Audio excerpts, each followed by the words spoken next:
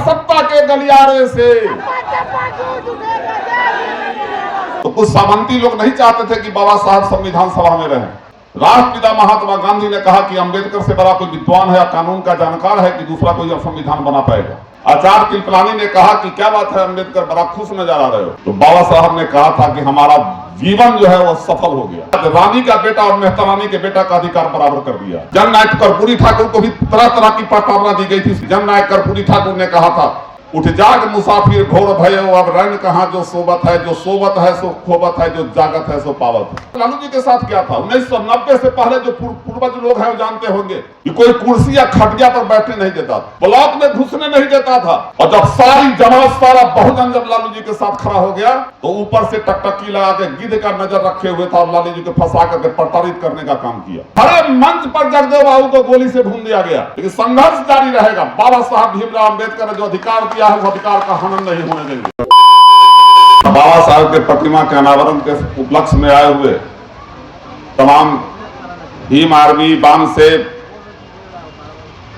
और इस बोझा के अगल बगल से भी पूरे जिला से आए हुए तमाम नौजवान साथी, बुजुर्ग, माताओं एवं बहनों, मैं सबसे पहले आप लोगों को गणतंत्र दिवस की हार्दिक शुभकामनाएं देता हूं। और बड़ा अच्छा समय पर जो आयोजन करता है, बड़ा अच्छा समय पर बाबा साहब के प्रतिमा का अनावरण करवाए हैं, मैं उनको अपने तरफ से और तमाम लोग तरफ से बधाई देता हूं। बड़ी खुशी हुई हम लोगों को कि आज 26 जनवरी, जिस दिन बाबा साहब ने अपने मनोकामना को पूरा किया था, 26 जनवरी 1950 को हमारा देश आजाद हुआ। 1947 15 अगस्त 1947 को, और हमारे देश को सही आजादी अगर मिली, हमारा कानून, हमारा संविधान, हमारा नियम जब लागू हुआ वो 26 जनवरी 1950 को। और मैं एक बात बता दूं कि संविधान को लिखने में बाबा साहब को 2 साल 11 महीना 8 दिन लगा था। 18 दिन, 2 साल 11 महीना 18 दिन लगा था। और बताइए, इतना बड़ा विद्वान आदमी आज तक, उनसे बड़ा विद्वान आज तक अपने देश में नहीं हुआ, पैदा ही नहीं हुआ अपने देश में। उतनी गरीबी झेल करके, प्रताड़ना झेल करके, उनको क्लासरूम में नहीं बैठने दिया जाता था तो बाहर बैठ करके पढ़ते थे। परिवार से भी, पिताजी शायद अंग्रेज के समय में उस सूबेदार की क्या थे, और किसी तरह से, और बताइए सुनते हैं 32 भाषा के जानकार थे, पीएचडी किए हुए थे। आज हमारे गरीब लोग क्या कहते हैं? हम लोग जब गांव में जाते हैं तो कहते हैं बच्चा को स्कूल भेजिए तो कहता है बेटा के कोई कलेक्टर बनाने कहेगा। अगर बाबा साहब की माँ बाप यही सोचे रहते तो अभी संविधान कैसे बनता? संविधान का रचयिता कौन होता? आज आपको अधिकार इस कुर्सी पर बैठने का, हम लोगों को इस माइक पर बोलने का अधिकार कौन देता?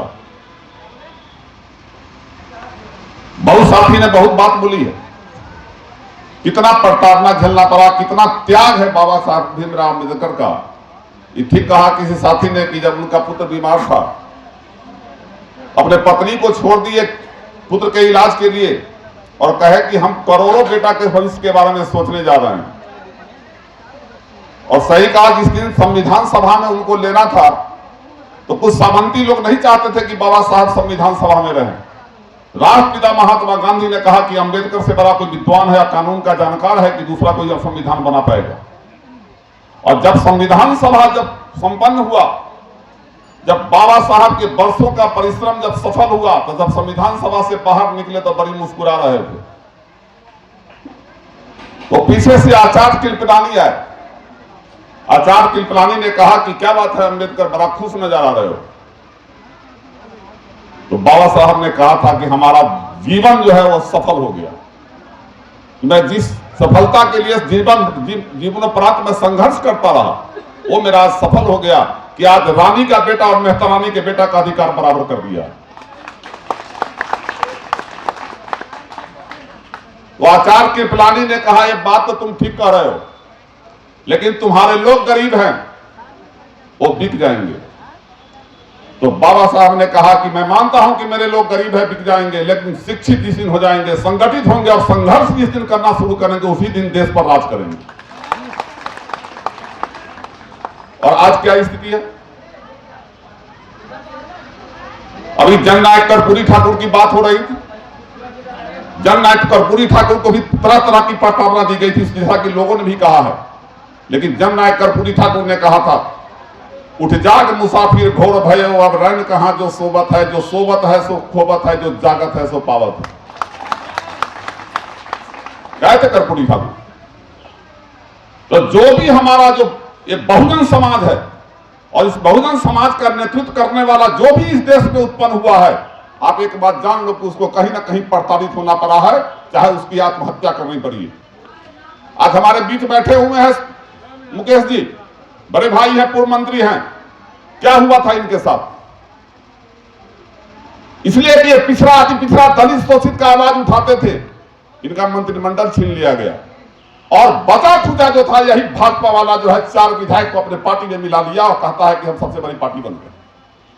तो जो भी आदमी हमारा जो आगे बढ़ना चाहा है, जो हमारे समाज को लेकर बढ़ना चाहा है, लालू जी के साथ क्या था? 1990 से पहले जो पूर्वज लोग हैं वो जानते होंगे कि कोई कुर्सी या खटिया पर बैठने नहीं देता था, ब्लॉक में घुसने नहीं देता था।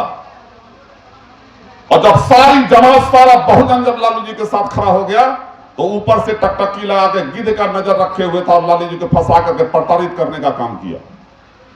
जगदेव बाबू का क्या हाल था? वो भी 85 और 15 का बात करते थे। भरे मंच पर जगदेव बाबू को गोली से भून दिया गया।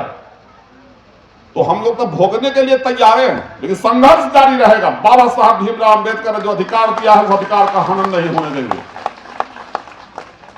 और कुछ लोग ऐसे हैं जो वोट के खातिर, हमने सुना था लोकसभा में स्वर्गीय रामविलास पासवान जी दलित के महान नेता थे, वो भी 100 में 90 शोषित है, 90 भाग में हमारा है। रामविलास जी का भाषण सुने थे। आज क्या हो रहा है? जीतन राम मांझी बिहार के मुख्यमंत्री थे और जब मंदिर में जाकर के घुस गए, पूजा कर लिए, तो उनके निकलने के बाद मंदिर को गंगा जल से धोया गया था। धोया गया था कि नहीं धोया गया? रामनाथ कोविंद जो दलित का बेटा, देश का राष्ट्रपति, जब जगन्नाथपुरी मंदिर में गया पूजा करने, तो उसको द्वार पर पूजा कराया गया, मंदिर में नहीं घुसने दिया गया। उसके बाद भी हमारा दलित कहता है जय श्री राम, कहता कि नहीं कहता है? आज अगर रामनवमी का रामनवमी का जुलूस निकल जाए, उसमें 90% हमारे लोग रहते हैं रामनवमी में तलवार ले रहता है। अरे जो तलवार तुमको हाथ में दिए हुए है, जिसने तलवार धराया है, वही तुम्हारा हत्यारा बना हुआ। आरक्षण पर जब देखा कि बीच में हल्ला हुआ, पूरा देश तब पूरा बहुजन समाज जब एक हो गया, अब आरक्षण नहीं खत्म कर रहा है। बाबा साहब का दिया हुआ आरक्षण खत्म नहीं हो रहा है। जितनी सब बड़ी मतलब वैकेंसी का जगह है, उस सबको प्राइवेट कर दिया कि नहीं कर दिया? Rail private, plane private, BSNL private, और प्राइवेट में क्या होगा? आरक्षण हो जाएगा। ये आरक्षण पर खतरा है इस भाजपा वाले से, याद रखना। और जो लोग उसके गोद में जाकर बैठ करके हमको जात पात के नाम पर वोट ले रहा है, उससे भी सतर्क रहना है कि वो आदमी बैठा हुआ कहां है, जो बाबा साहब जैसे लोगों का हत्यारा है, वहां बैठा हुआ। आके हमारे आपके बीच में कहेगा हम दलित के नेता हैं, हम बहुजन हैं, अब बैठा हुआ कहां है? आरएसएस के गोद में। जो मनुस्मृति लागू करना चाहता है देश में, जो संविधान को नहीं मानने वाला है, ऐसे लोगों के बीच में अगर बैठा हुआ आदमी अगर हमारा ही आदमी है, तो हम उसका भी बहिष्कार और तिरस्कार करेंगे। तभी हमारी एकजुटता कायम रहेगी और आने वाला समय में इस राज्य नहीं, इस देश पर फिर बहुजन का कब्जा होगा। हमारे कुछ भीम आर्मी के साथी कह रहे थे कि अब जगाने का जरूरत है, तो हमारा तो लोग जगल है। लालू जी वो किस्सा कहते थे, पहले आते थे भाषण में, तो तोरा घरवा में घुसल वाले चोर पड़ोसी जाग के रही, नहीं बोलते थे। इसलिए जागने का जरूरत है। अगर सही में बाबा साहब के प्रति सच्ची श्रद्धांजलि अगर आप लोग अर्पित करना चाहते हैं, तो वैसे बहुरूपिया से जिसने बाबा साहब को प्रताड़ित किया, तो समाज बाबा साहब को प्रताड़ित किया, जो हमारे अधिकार का हनन करना चाहता है, वैसे लोगों को तिरस्कार करके यहां बिहार ही नहीं देश के गद्दी से जिस दिन हटा दीजिएगा, बाबा साहब को सच्ची श्रद्धांजलि होगी। यही कहकर मैं अपनी बात समाप्त करता हूं।